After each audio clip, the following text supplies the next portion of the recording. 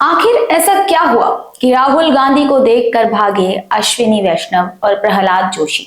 आखिर बीजेपी पर क्यों हावी हो रहा है राहुल फोबिया। सदन और देश में आजकल एक चीज देखने को मिल रही है और वो है राहुल गांधी का विभागपन। पूरा बीजेपी खेमा राहुल के नाम से ही डरने लगा है। अब तक तो सिर्फ सदन में ही मोदी और अन्य बीजेपी नेता आने से डरते थे, लेकिन ये डर अब सदन के बाहर भी दिखाई देने लगा है। नमस्कार, मैं हूं सिमरन और आप देख रहे हैं आंचलिक खबरें, अपनों की खबर आप तक। संसद की राजनीति में ड्रामा नया नहीं, लेकिन जो दृश्य देखने को मिला उसने सियासी तापमान को और भी ज्यादा बढ़ा दिया। लोकसभा के भीतर माहौल गर्म था। राहुल गांधी के आरोपों पर सत्ता पक्ष ने सीधा सवाल दागा। अश्विनी वैष्णव और प्रहलाद जोशी ने कहा, सबूत दिखाइए। कैमरे चल रहे थे, आवाजें ऊंची थी और सदन में वही पुराना संघर्ष, दावा बनाम जवाब। लेकिन कहानी यहीं खत्म नहीं हुई। सदन के बाहर तस्वीर बदलती दिखी। राहुल गांधी ने कहा, सबूत है, दिखाने को तैयार हूं, और यहीं से शुरू हुआ नया सियासी मोड़। विपक्ष का यह आरोप है कि जो नेता अंदर सबूत मांग रहे थे, बाहर वही सवालों से बचते नजर आए। क्या यह रणनीति थी? क्या यह महज राजनीतिक शोध?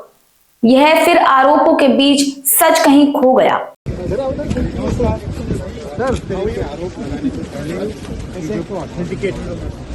I'll also come and say hello. Yes, sir. Come, let's stand together. Let's stand together. Let's do it together. Come do it together.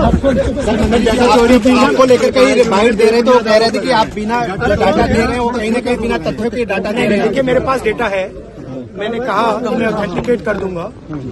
Department of justice files है एप्स्टीन पे, हरदीप पुरी का नाम उसमें है, अनिल अंबानी का नाम उसमें है।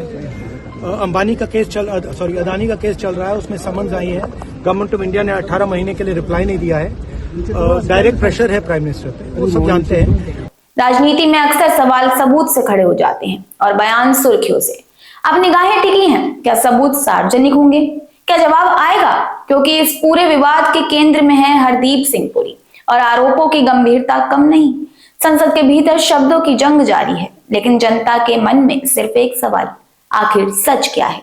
कमेंट करके अपनी राय जरूर बताइएगा कि आप इस खबर पर क्या सोचते हैं। फिलहाल के लिए इतना ही। ऐसे ही तमाम अपडेट्स के लिए बने रहिए आंचलिक खबरों के साथ।